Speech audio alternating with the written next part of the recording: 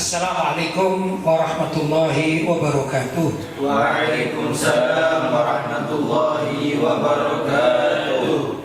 Alhamdulillah wassalatu wassalamu ala Rasulillah Sayyidina Muhammad ibn Abdillah wa ala alihi wa sahbihi wa man wala wa la hawla wa la quwwata illa billah, amma ba'd. Ikhwani rahimakumullah, para pemirsa dimanapun berada yang dicintai oleh Allah Subhanahu wa Ta'ala, alhamdulillah malam hari ini kita masih bisa melaksanakan kegiatan kita hadir majlis taklim di pesantren Ribat Al-Murtadha, sekaligus di channel yang sedang para pemirsa saksikan. Mudah-mudahan Allah mencatat amal-amal kebaikan ini sebagai amalan yang pahalanya berlipat ganda, Allahumma amin. Malam hari ini kita masih membicarakan tentang masalah sholat, kriteria imam sholat berjamaah, bagaimana yang dianjurkan di dalam syariat. Mudah-mudahan dengan membaca keterangan ini, kualitas sholat kita berjamaah semakin baik dan semakin membawa keberkahan bagi diri kita, dan juga tentunya kebaikan bagi diri kita secara person itu akan membawa kebaikan bagi masyarakat pada umumnya. Kalau jiwa kita baik, jiwa kita sebagai jiwa yang mempunyai nilai teladan, maka masyarakat sekitar kita pun akan menjadi baik bila mana mengikuti langkah-langkah baik kita. Antara lain, kita perlu memperbaiki tata cara sholat kita, tata cara berjamaah kita, sehingga kalau kita bertemu dengan saudara-saudara hadai tolan, tetangga kanan kiri, kemudian mereka memperhatikan bagaimana perhatian kita terhadap sholat, tentang sholat berjamaah. Mudah-mudahan kita berharap mereka mengikuti langkah-langkah yang baik. Tapi untuk menjadi generasi atau menjadi pribadi yang mengerti sekali tentang fadilah sholat berjamaah dan kriterianya, tentu perlu dengan belajar. Di antara dari sekian cara belajar yaitu mendengarkan. Dari sekian banyak mendengarkan juga kemudian begitu paham, lantas berusaha untuk mempraktekkan dalam kehidupan sehari-hari. Untuk itu saya mengajak diri saya sendiri juga kepada para pemirsa untuk menyimak apa yang akan kita pelajari malam hari ini. Silakan. Bismillahirrahmanirrahim. Kriteria imam sholat berjamaah yang dianjurkan. Menjadi imam sholat berjamaah itu tidaklah sembarangan, tetapi seorang imam sholat itu harus mengetahui ilmu yang terkait. Di antaranya harus memahami syarat-syarat menjadi imam menurut ilmu fikih. Ya, jadi orang menjadi imam di dalam sholat itu bukan sembarangan gitu ya. Kalau kita gambarkan, orang yang menjadi imam sholat ibarat orang naik mobil itu jadi sopir, gitu ya. Kalau misalnya sopir itu tidak pernah belajar mengendarai mobil, pasti akan menabrak sana sini, tabrak semuanya, kan begitu ya. Kalau sudah sopirnya itu nabrak sana sini, apa yang terjadi? Makmumnya atau penumpangnya itu bahaya. Itu pun kalau sopirnya tidak ngebut. Kalau sopirnya ngebut sedangkan dia belum lihai untuk membawa mobilnya atau mengendarai mobilnya, apa yang terjadi? Ya kecelakaan. Dan kecelakaan itu bisa fatal. Kalau kecelakaannya sedikit ya mungkin ada lecet-lecet, tapi kalau kecelakaannya itu sangat luar biasa, naudzubillah, bisa mati penumpangnya. Demikian juga dengan sopirnya. Itu begitu juga gambaran dalam sholat. Kalau sholat kita, imamnya itu tahu tata caranya menjadi sopir atau menjadi imam, ya. Bahkan dia sedemikian rupa mengatur ritme dalam gerakan-gerakan sholatnya, kemudian memberi pemahaman kepada makmumnya tata cara, mungkin juga rukun dan syaratnya dia memberitahukan sebanyak itu, sehingga jamaah ini sempurna sholatnya. Tentu ini menjadi suatu hal yang luar biasa. Itu seperti seorang supir yang benar-benar lihai, ya. Dia mempunyai SIM betul-betul lulus gitu ya. Kemudian cara membawa mobilnya juga enak. Termasuk juga bahkan keras pun ya. dalam mengendarai mobilnya dia tidak masalah karena memang sudah ahli di dalam bidang persupiran atau membawa mobil. Demikian juga seorang imam sholat, kalau dia mempunyai malakah kemampuan untuk benar-benar menjadi imam sholat yang bagus, misalnya bagaimana tatkala dia membaca ayat-ayat Al-Quran termasuk Al-Fatihahnya bagaimana yang wajib ya, ini akan nyaman dan menyebabkan makmum itu khusyuk. Tatkala menjadi makmum bagi si imam yang betul-betul lihai, mengerti tata cara fikihnya, rukun syaratnya, kemudian gimana kekhusyuannya, gimana cara mengatur ritme dari takbir itu sendiri, waktunya, durasinya, dia tahu persis. Ya, belum lagi kalau bacaan surat, dia tahu gimana keadaan makmumnya. Apakah makmumnya ini adalah orang-orang yang memang betul-betul sudah ada kesepakatan bacanya panjang, begitu. Tapi atau bukan begitu, justru kebetulan makmum yang jadi yang dipimpinnya itu ternyata banyak orang tua, banyak anak-anak kecil dan sebagainya. Dia bisa tahu dia, oh kalau tatkala saya bersama dengan jamaah khusus, maka saya boleh sholat misalnya aja 1 rakaatnya itu ditempuh dalam masa 30 menit misalnya. Itu boleh kalau memang ada kesepakatan dengan jamaahnya. Tapi tatkala dia menjadi imam di tempat umum, di masjid, di musola, dan banyak orang wanita, bahkan juga mungkin ada wanita yang hamil, ibu-ibu ya, atau ibu-ibu yang anaknya sedang waktunya menyusu ya, sedangkan dia ini sholat, maka kalau dibiarkan si anak akan menangis. Nah ini imamnya ngerti, zauknya itu tahu dia, oh sekarang makmumku keadaan kayak begini, maka aku mengambil durasi yang sekian. Demikian juga Nabi Muhammad SAW tatkala beliau menjadi imam pada kondisi makmum yang heterogen, beliau tidak lama-lama sholatnya, tidak terlalu memperpanjang itu.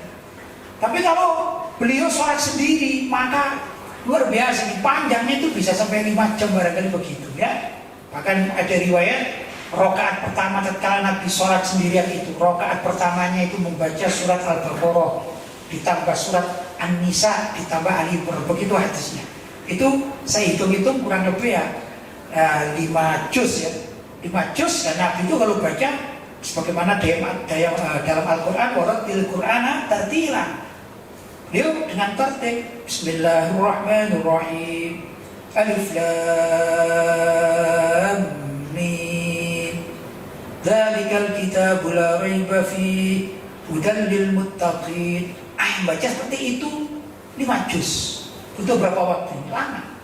Paling enggak hampir 1 jam. Boleh-boleh saja, karena beliau sholat sendirian. Tapi tatkala menjadi imam, beliau muqtadir, sedang, yang sekira makmumnya itu tidak merasa terbebani, tidak merasa kurang nyaman gitu, tapi nyaman begitu. Itu salah satu di antara kriteria imam sholat berjamaah yang dianjurkan, yaitu mengetahui kondisi makmum. Lanjut. Paling tidak, secara ringkas, syarat-syarat sahnya seseorang menjadi imam sholat itu harus memahami masalah gender. Laki-laki sah bermakmum kepada imam laki-laki, perempuan sah bermakmum kepada imam laki-laki, perempuan sah bermakmum kepada imam perempuan. Banci atau mempunyai 2 alat kelamin yang tidak diketahui apakah dia laki-laki atau perempuan, karena kedua alat kelaminnya sama-sama dapat berfungsi dengan baik, sah bermakmum kepada imam laki-laki, dan perempuan sah bermakmum kepada banci. Ya, kalau banci tadi bermakmum kepada perempuan tidak sah, karena dikhawatirkan kebetulan si banci ini waktu jadi makmum perempuan, dia alat gender lakinya itu ternyata lebih dominan, maka tidak boleh ya. Jadi keterangan ini perlu ditambah sedikit. Dan banci tidak boleh bermakmum kepada perempuan. Kalau perempuan boleh bermakmum kepada banci. Maksudnya banci itu betul-betul seseorang yang mempunyai kemaluan 2, kemaluan laki-laki dan kemaluan perempuan, bukan transgender. Kalau transgender itu operasi, itu orang laki-laki, cuman karena dia berperilaku seperti wanita ya, kemudian dia operasi kelamin yang semula itu wanita, maaf, yang semula itu laki-laki kemudian dioperasi menjadi wanita, itu hukumnya laki-laki, tetap laki-laki ya, dalam sholat tetap laki-laki, dia tidak sah menjadi makmumnya perempuan, begitu.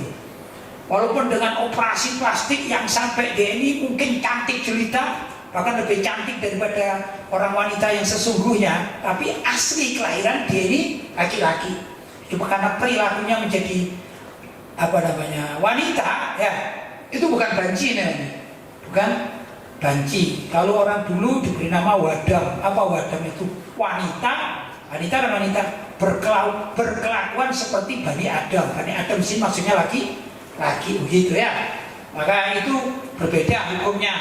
Tapi kalau betul-betul yang namanya banci, yaitu yang menurut ilmu kedokteran ya, bahwa orang ini mempunyai kelamin dua, yang ini kan normal ya, dan itu bisa terjadi seperti orang yang lahir kembar siam. Dia semuanya lahir kembar siam, tapi ada suatu hal sehingga yang keluar itu cuma kedua kelaminnya. Begitu ya, satu kelamin laki-laki, satu kelamin perempuan. Mohon maaf, misalnya buang air kecil atau kencing lah gitu. Dia kadang-kadang menggunakan kelamin perempuannya, kadang-kadang menggunakan kelamin laki-lakinya. Ini namanya muskil, dalam bahasa fikih namanya orang yang muskil, yaitu banci gitu ya, yang hukumnya sudah jelas. Baik, lanjut. Demikian juga seorang imam wajib mengetahui bahwa yang tidak boleh menjadi imam sholat ialah laki-laki tidak sah bermakmum kepada imam banci, laki-laki tidak sah bermakmum kepada imam perempuan, dan banci tidak sah bermakmum kepada imam banci. Ya, kalau yang tadi di atas sudah jelas. Nah, ini banci tidak boleh menjadi makmum dari imam yang banci. Kenapa? Karena kan muskil memang, sebagaimana tadi saya terangkan. Ada kemungkinan tatkala si makmum banci ini berimam kepada imam yang banci, kebetulan imam bancinya di saat itu ternyata dominan perempuannya. Kemudian si makmum kebetulan dominan jadi laki-lakinya, maka seakan-akan ini seorang laki-laki bermakmum kepada perempuan. Ini kan memang muskil, ini tidak boleh ya. Jadi kalau satu-satunya banci itu boleh bermakmum pada laki-laki saja. Lanjut. Termasuk sahnya menjadi imam sholat adalah mempunyai hafalan surat Al-Quran yang cukup untuk mengimami dan memiliki bacaan yang bagus, sekira tidak salah baca khususnya dalam surat Al-Fatihah. Salah baca dalam surat Al-Fatihah itu, jika kesalahan bacaannya dapat merubah arti, maka batal sholatnya. Misalnya membaca swiroto artinya jalan, dibaca kiroto artinya alat timbangan, ghairi artinya bukan, dibaca khairi artinya baik. Baik ya. Jadi orang yang menjadi makmum, di samping tadi sudah paham tentang bagaimana memilih imam ya, yang tadi perempuan dan laki-laki tadi sudah jelas. Kemudian juga imam itu mempunyai syarat bacaan di dalam sholatnya, terutama surat Al-Fatihah harus betul. Kalau ada lafaz di dalam surat Al-Fatihah itu dibaca salah yang sekira merubah arti, maka tidak sah, sholatnya tidak sah, apalagi jamaahnya. Sholatnya aja si imam tidak sah ya. Jadi ada kalimat siroto, misalnya ada orang baca siratal ladzina an'amta alaihim, kan gitu mestinya. Dia baca qiratal ladzina an'amta alaihim, itu merubah arti, maka batal sholatnya ya. Ghairil maghdubi alaihim, dia baca khairil maghdubi alaihim, itu batal sholatnya. Jadi kalau imamnya batal sholat, otomatis makmumnya juga batal sholat. Nah itu di dalam surat Al-Fatihah harus betul ya. Kalau misalnya panjang pendeknya itu hanya makruh ya, kalau panjang pendeknya ya. Tapi kalau misalnya begini kan, ihdinas siratal mustaqim, siratal ladzina an'amta 'alaihim ghairil maghdubi 'alaihim waladdallin. Ini pendapat yang terkuat, harus minimal 6 harokat ya. Tapi kalau ada orang baca cuma 4 harokat, ghairil maghdubi alaihim waladdallin, ya gak sampai dallin, gak sampai gitu. Ini masih sah tapi makruh. Apalagi kalau dibaca cuma matobi'i saja, yang 2 harokat. Siratal ladzina an'amta alaihim, terus ghairil maghdubi alaihim waladdallin misalnya. Ya, ini tidak merubah arti tapi makruh. Ya kalau makruh ya gimana jadi imam dia makruh, gimana makmumnya kan gitu. Dan kalau ada makmum yang lebih fasih daripada dirinya, ini lebih kurang etis untuk menjadi makmum bagi imam yang tidak fasih. Ya, maka adalah para imam itu belajar betul-betul terkait dengan apa? Bacaan surat Al-Fatihah. Begitu, jangan sampai salah. Itu termasuk syarat-syarat orang menjadi imam. Lanjut. Seorang imam sholat juga dianjurkan mengetahui sunnah-sunnah Nabi Muhammad SAW yang terkait dengan urusan sholat berjamaah, seperti dalam masalah kemampuan ilmu agama antara yang menjadi imam dan yang menjadi makmum. Ya, jadi imam itu sebaiknya orang yang lebih alim daripada makmum. Begitu ya. Jadi kalau ada 2 orang sama-sama bacaannya bagus, Qur'annya bagus, tajwidnya bagus, suara juga indah sama, ya, pokoknya semuanya sama lah. Itu. Tapi kalau yang satu misalnya A itu lebih alim daripada yang B, maka yang A yang harus didahulukan menjadi imam. Begitu ya. Kecuali dalam latihan misalnya tidak masalah. Tapi ini kita bicara secara umum, maka yang orang lebih alim harus didahulukan. Begitu. Lanjut. Atau masalah nasab terbaik yang disunnahkan menjadi imam di antara para makmum yang ada. Ya, di dalam nasab juga menentukan. Kan ini untuk membedakan antara kriteria imam dan makmum. Kalau ada orang yang nasabnya itu bagus ya. Kalau di Jawa itu misalnya ya, keturunan kiai, keturunan ulama-ulama gitu ya, nasabnya itu bagus. Sama orang yang biasa-biasa saja. Misalnya ini ya kita tidak menghina orang biasa saja, tapi keluarganya itu misalnya pedagang, kan banyak juga pedagang yang baik juga banyak. Yang satu ini keluarga pesantren lah barangkali gitu ya kan sekarang ya, maka hendaklah yang keluarga pesantren itu didahulukan begitu. Demikian juga kalau ada nasab misalnya kalangan habaib, ada seorang habaib yang bacaan Qurannya bagus, ilmunya juga bagus dan lain sebagainya. Kemudian di situ ada kiai yang sama bagusnya. Kalau dari segi misalnya ilmunya ya sama-sama lah 11-12 ya orang sekarang ya. Dari segi falsafahnya 11-12. Tapi dari nasabnya, karena yang satu habaib ada dzurriyyah pada Nabi Muhammad SAW, nasabnya ya jadi dzurriyyah, maka adalah yang habib tadi itu didahulukan untuk menjadi imam sholat. Tapi andai kata nasabnya yang memang berbeda, yang satu alim, yang satu nasabnya bagus, yang alim didahulukan. Begitu ya. Kalau ada kiai misalnya alim, fasahanya bagus, cara imami juga bagus, ada habib, ya memang dia fasahanya bagus, cara bacanya bagus, cuma tidak alim, maka yang didahulukan adalah kiainya begitu dan seterusnya. Karena kealiman itu lebih dianjurkan. Apa? Untuk jangan sampai tatkala ngimam itu salah. Intinya di situ ya. Nasab kalau tidak mengerti ilmu kan khawatir waktu ngimami salah. Begitu. Maka yang alim lebih didahulukan. Tapi kalau semuanya setara, maka yang bernasab seperti habib itu didahulukan. Orang dari keluarga pesantren, misalnya kiai, gus atau gitu ya, atau ustadz, maka lebih didahulukan daripada orang wah begitu dan seterusnya. Lanjut.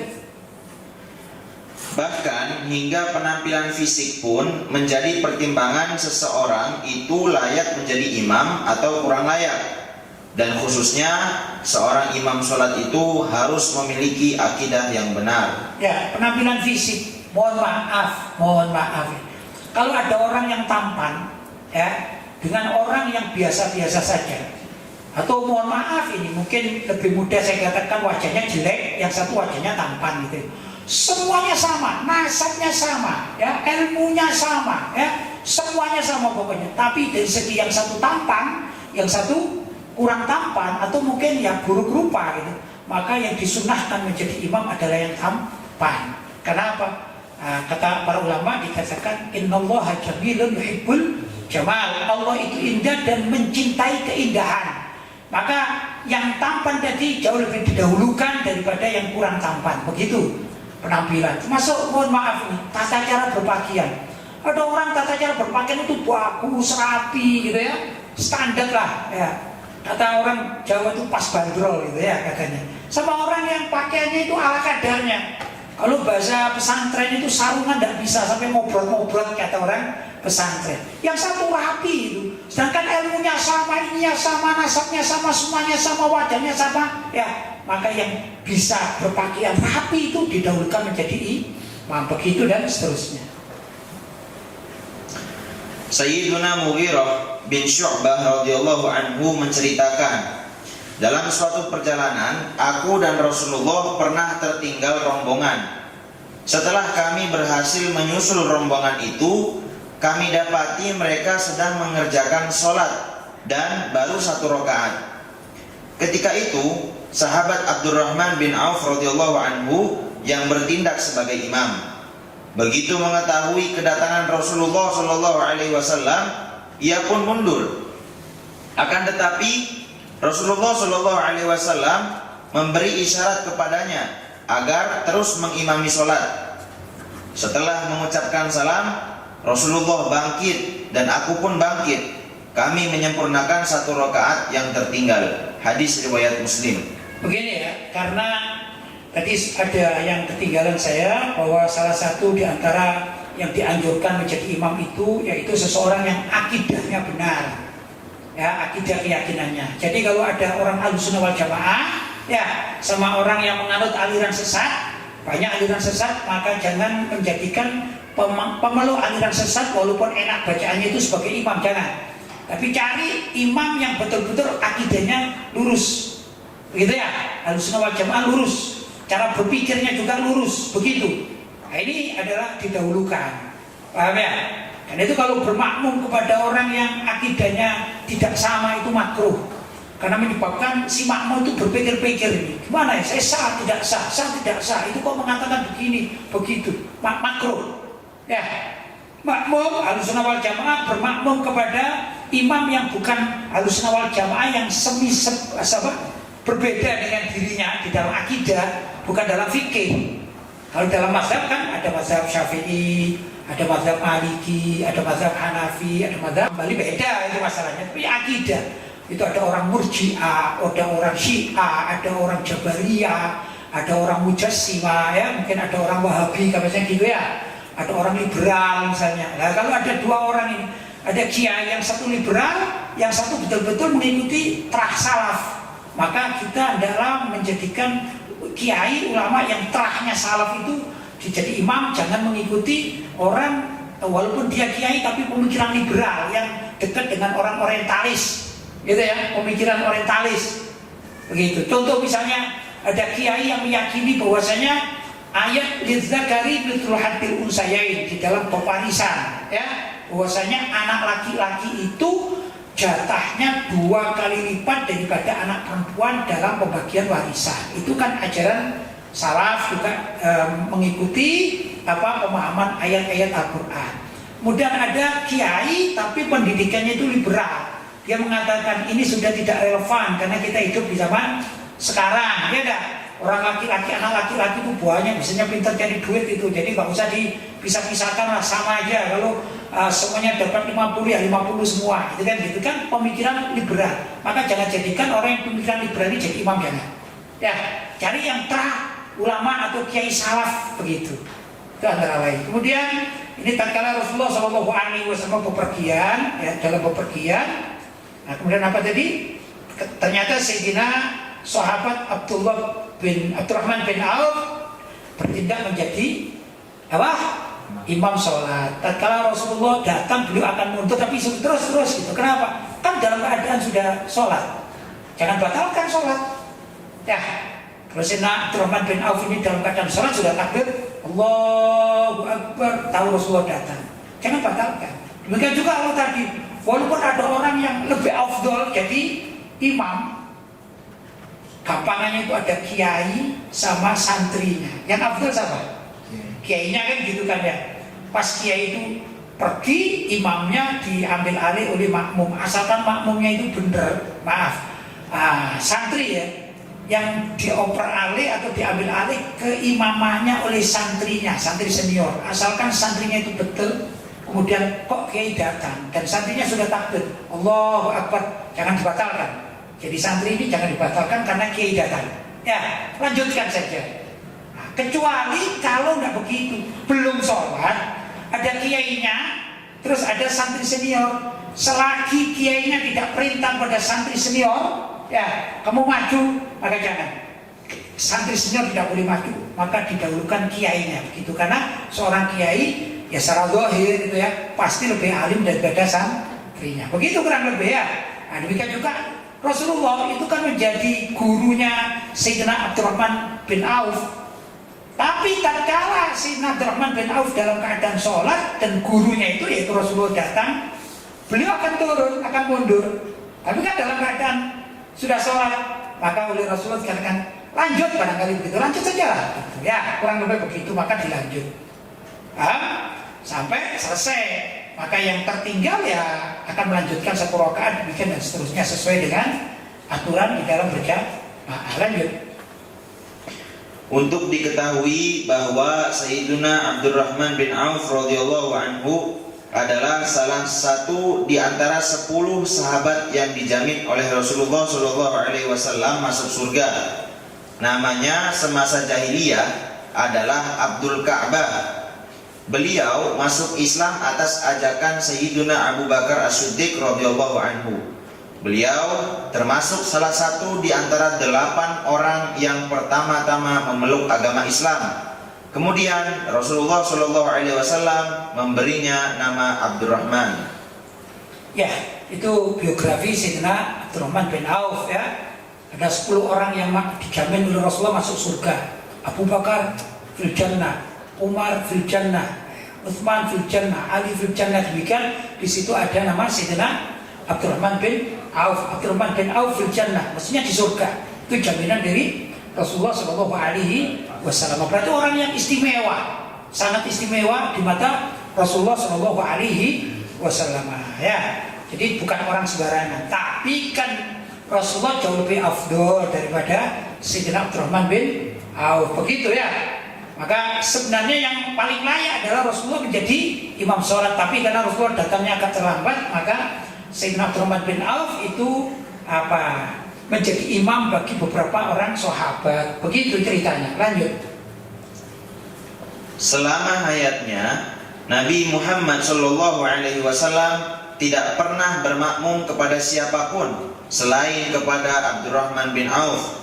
Dalam bab ini menandakan bahwa Sayyiduna Abdurrahman bin Auf termasuk seseorang yang memiliki kedudukan yang tinggi di hadapan Allah dan Rasulnya, sehingga Rasulullah SAW bersedia bermakmum kepada beliau. Ya, ini di masa Rasulullah sehat ya. Tapi di masa Rasulullah akan wafat, maka yang menjadi imam adalah Sayyidina Abu Bakar As-Siddiq. Ini riwayat kalau Rasulullah itu sehat, bisa bepergian, bisa ya sehat, normal ya, maka Rasulullah hanya pernah bermakmum kepada Sayyidina Abdurrahman bin Auf. Ini menandakan apa? Bahwa derajat Sayyidina Abdurrahman bin Auf itu sangat luar biasa, tinggi di sisi Allah dan di sisi Nabi Muhammad SAW. Tapi tatkala Rasulullah SAW akan dipanggil oleh Allah atau menjelang ajal beliau datang, maka yang diperintahkan menjadi makmum siapa? Sayyidina Abu Bakar As-Siddiq. Ya, ini sangat luar biasa.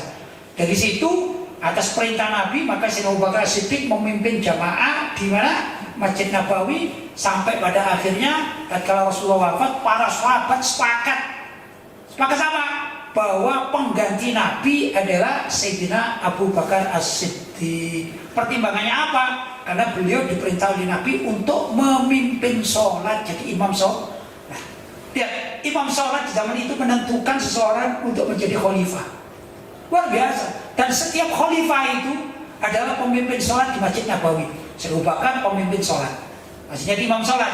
Sayyidina Umar imam sholat, Sayyidina Utsman imam sholat, Sayyidina Ali juga imam sholat. Begitulah zaman dahulu kala. Yang namanya pimpinan negara itu menjadi imam besar di Masjid Nabawi. Semua urusan politik negara diatur dari Masjid Nabawi saat tersebut. Itu luar biasanya di zaman Nabi Muhammad SAW. Jelas? Lanjut? Sudah selesai? Baik, kita melangkah kepada sesi dialog tanya jawab. Dipersilahkan kalau sudah ada yang masuk.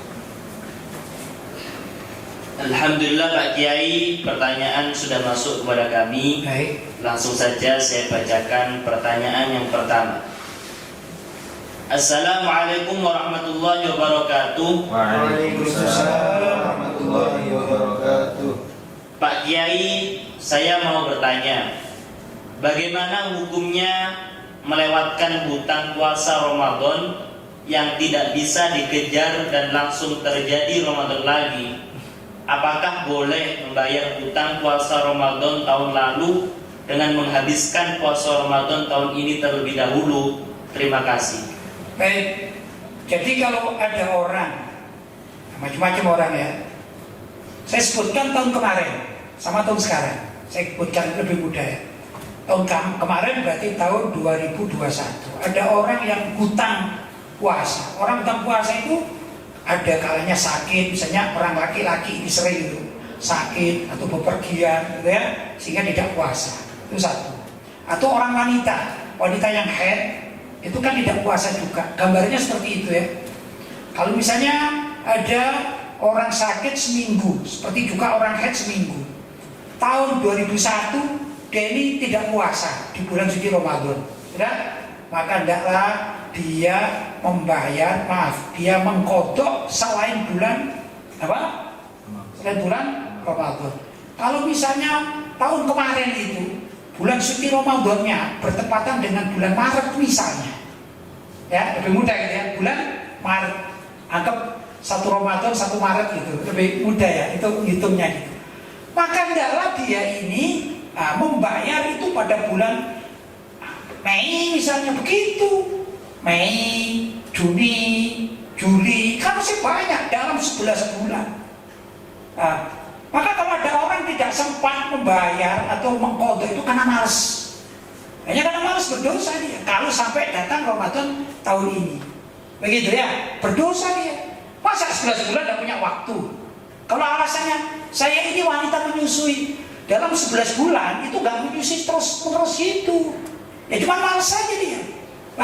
Maka berdosa.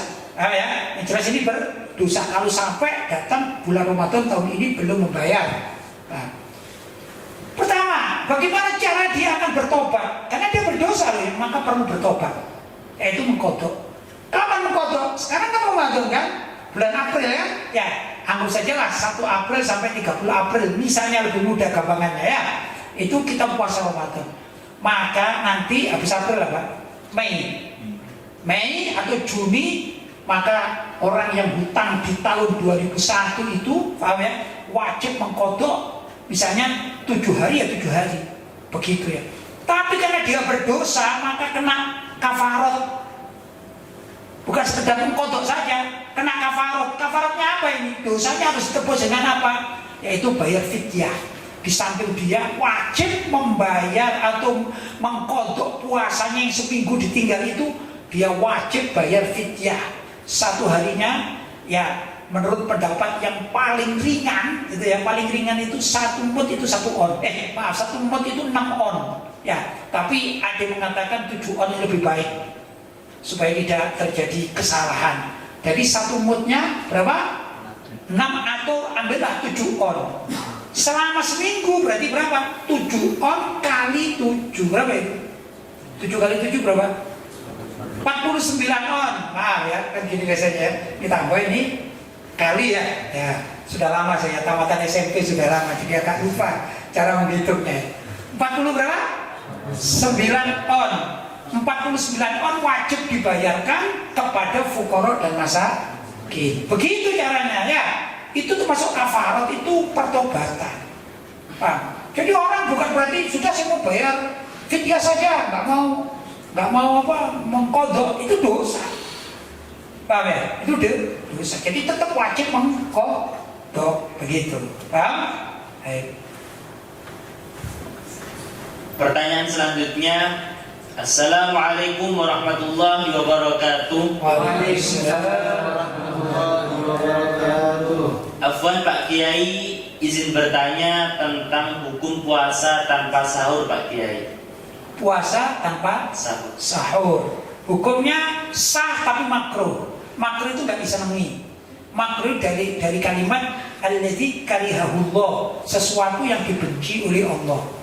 Lawannya sunnah. Kalau sunnah itu sesuatu yang dicintai oleh syariat, ya. Nah, jadi hukumnya makruh. Kenapa? Karena sahur itu adalah perintah sunnah. Bahkan dari Rasulullah SAW, beliau bersabda, sumu tasahharu fa inna fis sahuri barokah.